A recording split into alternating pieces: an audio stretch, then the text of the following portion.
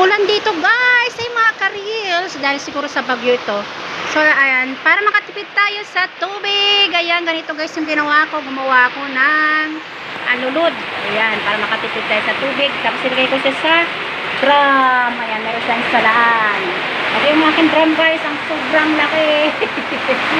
Ayan, o diba? O, saan ka pa? Libre na ako sa pambuhos, diba? O, panglinis ng kahit saan.